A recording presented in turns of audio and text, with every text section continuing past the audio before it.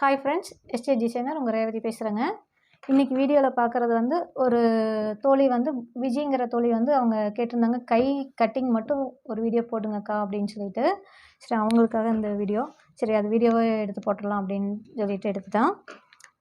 கை cutting மட்டும் போடும்போது நம்மளுக்கு வந்து இந்த மாதிரி கரபாகம் ஆப்போசிட் இருக்குது இல்லைங்களா, நம்ம கைக்கு வந்து 4ஆக தான் மடித்து போட்டு கட்டிங் போடணும்.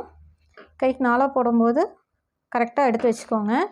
துணி வந்து பத்தலை அப்படின்னா நீங்கள் கை ஜாயிண்ட் வருது அப்படின்னா நீங்கள் லைட்டாக அட்ஜஸ்ட் பண்ணிக்கலாம். இந்த மாதிரி எவ்வளோ துணி பத்தலையோ அதுக்கு தகுந்த மாதிரி நீங்கள் அட்ஜஸ்ட் பண்ணி ஒரு பக்கம் கரெக்டான கட்டிங் எடுத்துட்டிங்க அப்படின்னா நம்ம ஜாயின் போட்டு மறுபடியும் கரெக்ட் பண்ணிக்கலாம்.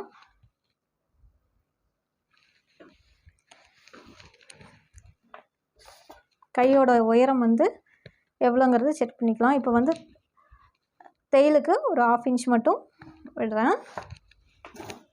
ப்ளவுஸோட உயரம் வந்து 6 இன்ச்சு.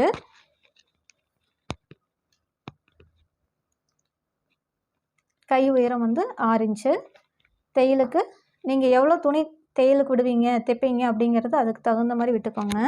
நம்ம வந்து 1/4 இன்ச்சுக்கு ஒரு பாயிண்ட் அதிகமாக தான் பாருங்கள், 1/4 இன்ச்சுக்கு ஒரு பாயிண்ட் அதிகமாக தான் நம்ம வந்து 1/2 இன்ச்சுக்கு ஒரு பாயிண்ட் கம்மியாக அந்தளவுக்கு தான் நம்ம தையலுக்கு விடுவோம். அதே அளவு தான் நான் விட்டுட்டுருக்கிறேன். நீங்கள் 1/4 இன்ச்சு தான் விடுவீங்க அப்படின்னா 1/4 இன்ச்சு கரெக்டாக விட்டுக்கோங்க.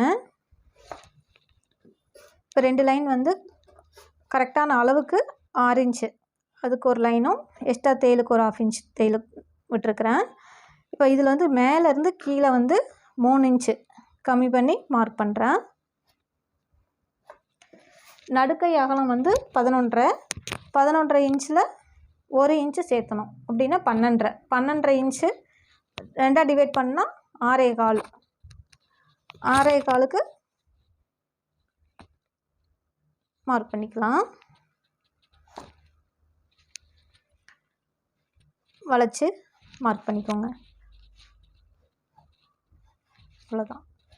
கைக்கு வந்து கீழே கை சுற்றளவு வந்து 11 இன்ச்சு. 11 இன்ச்சுனா 5.5, அதுலேருந்து நம்மளுக்கு 1.5 இன்ச்சு நம்ம 2 இன்ச்சு தையலுக்கு விட்டுக்கலாம். நீங்கள் எவ்வளோ தையலுக்கு விடுவீங்க அப்படிங்கிறத கரெக்ட் பண்ணிவிட்டு விட்டுக்கலாம். நீங்கள் இந்த அளவு கரெக்டாக இல்லை பார்க்கணும் அப்படின்னா நீங்கள் பேக்கோட பீஸை வச்சு பார்த்தீங்க அப்படின்னா உங்களுக்கு கரெக்டாக அளவு தெரிஞ்சிடும். ஆனால் மெஷர்மெண்ட்டோட அளவு இது தான். நீங்கள் ஆம்கோல் நடுக்கை அகலம் கரெக்டாக அளவு எடுத்தீங்க அப்படின்னா அந்த நடுக்கை அகலத்துலேருந்து 1 இன்ச்சு சேர்த்துனீங்க அப்படின்னா கை சுற்றளவு கரெக்டாக கிடச்சிரும்.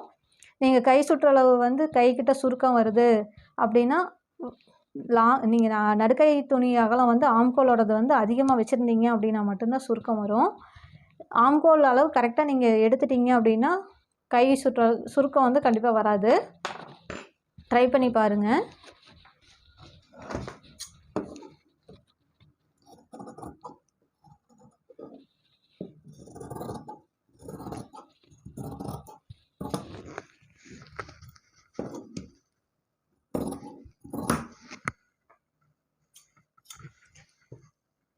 எங்கெங்கே கட் பண்ணணுமோ அந்த இடத்துல எல்லாம் ஜக்கா கண்டிப்பாக போட்டுக்கோங்க. ஜக்கா போட்டுட்டீங்க அப்படின்னாலே நீங்கள் ஸ்டிச் பண்ணும்போது இப்படி வச்சிங்க அப்படின்னா அந்த ஜக்காவுக்கு ஜாயின் பண்ணிங்கன்னா கரெக்டாக செட் ஆகிடும். எக்ஸ்ட்ரா கம்மியாக கண்டிப்பாக வராது. இப்போ ஆம்கோல் கை சுருக்கம் வராமல் இருக்கிறதுக்கு கைக்குழி எடுத்துக்கலாம். நம்மளுக்கு வந்து பேக் சைடு வந்து கைக்குழி எடுக்க வேண்டியதில்லை, ஏன்னா சதை அதிகமாக இருக்கும் பேக் சைடு. அதனால் நம்மளுக்கு பேக் சைடு எடுக்க வேண்டியதில்லை. நம்மளுக்கு முன்னாடி வந்து கொஞ்சம் சதை இருக்காது அப்படிங்கிறனால தான் அந்த கைக்குழியை வந்து நம்ம எடுக்கிறது. அந்த துணி எக்ஸ்ட்ரா இருந்ததுன்னா அது சுருக்கமாக தெரியும் அப்படிங்கிறதுக்கு தான்.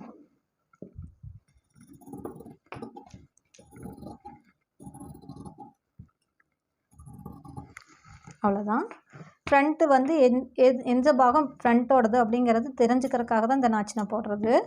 ஏன்னா ஒரு சில டைம் தைக்கும்போது அவங்க வந்து மாற்றிட்டாங்க அப்படின்னாலும் இந்த நாச்சை பார்த்தோன்னே ஐயோ ஃப்ரண்ட்டு மாற்றிட்டோம் அப்படிங்கிறது வந்து தெரிஞ்சிடும். அதுக்காக தான் இந்த நாச்சு நான் போட்டுட்ருக்கிறேன். இதுதான் என்னோடய கை மாடல் கட்டிங் போடுறது. பாருங்கள், இந்த ஷேப் கரெக்டாக இருந்துச்சு அப்படின்னாலே உங்களுக்கு வந்து கை கரெக்டாக கிடச்சிரும்.